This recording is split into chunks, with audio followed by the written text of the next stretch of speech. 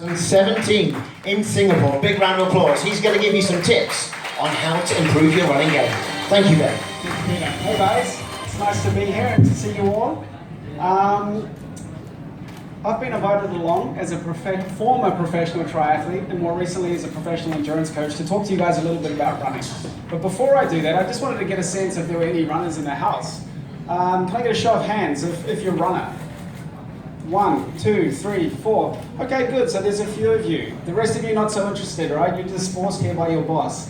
Yeah? All right. Well, I try not to talk too long and bore you to tears. But I thought I'd start with the most common question I get asked, both from media and people like yourselves, but also from my athletes, okay? And unfortunately, that topic is injury. Now, a lot of runners I speak to come to me and they say, Ben, I'm always getting hurt. Why am I getting hurt? The reason that most people are getting hurt is because they're doing too much before their body is conditioned to handle the load. Running is an impact sport, and when we go out, we have this whole no pain, no gain, more is better type of mentality towards exercise and towards running, and we push ourselves. When we do that, we put a lot of load on the muscles, tendons, and ligaments, and we also stir up our hormones and change the way that they're functioning. As a result, we often break down and we end up with the common running injuries that we see. So as a running coach, my goal is not to make you run more. My goal is to optimize the training that you do so that you get more out of every run. All right? And what I've noticed is that most people, when they go and run, they pay very little attention to how hard they're running. Right? They tend to focus on how long they're running. Right? And in my opinion, it's the intensity that you run, how hard that you run, that determines the majority of the physiological benefit that you get from training, and also the load you place on your body and the stress that you put it under. And so what a lot of runners are doing is they go out and they have a fancy watch like this that tells them how far they're running, how fast they're running, and they push and push and push themselves to increase their pace. Right? In my opinion, this is a very short-sighted approach because you can't keep pushing harder forever. Eventually you'll plateau. And on top of that, like I mentioned earlier, you put a lot of strain on the muscles, the tendons, the ligaments. Internally, you produce a hormone called cortisol. Cortisol is a stress hormone, and that's known to suppress fat burning, which is a key fuel when you run long distances. It's known to increase inflammation levels and suppress immune function. None of those things are very good, and so you don't want to fire that up any more than you need to. Trust me, we're all stressed enough, and getting more through exercise, in my opinion, is not a very good idea.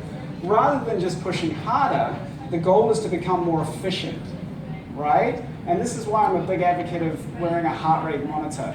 A heart rate monitor, a simple watch like this that can track the beats of your heart, allows you to determine how hard your body is working, and it communicates how hard your body is working to you. So rather than just going out for a run and pushing harder, the goal is that at a given heart rate or effort, your pace goes up. So what I encourage our runners to do, and what I encourage all of you to do if you want to improve your running and get faster and burn more fat, is to set a heart rate ceiling. It's a very simple calculation for that is 180 minus your age. With that number, you then go out and you run. You know that you're running to a level that is suitable for your current physiology. And over time, if you spend time running at that heart rate, your output will increase. So if today, for example, you can go out and run at 140 beats per minute heart rate, and you produce 6 minutes per K, and then in 3 months' time you run at that same 140 heart rate, but can produce 5 minutes 30 per K, that's a sign that you've become more efficient. Because you're not working any harder, but you're able to go much faster. And so this is a very sustainable way of improving your fitness without overly stressing your muscles, tendons, ligaments, and producing these stress hormones. And when you start to employ this, you will have better results. You will start to lose some weight because the body burns a much higher proportion of fat at lower intensities than it does at high intensities.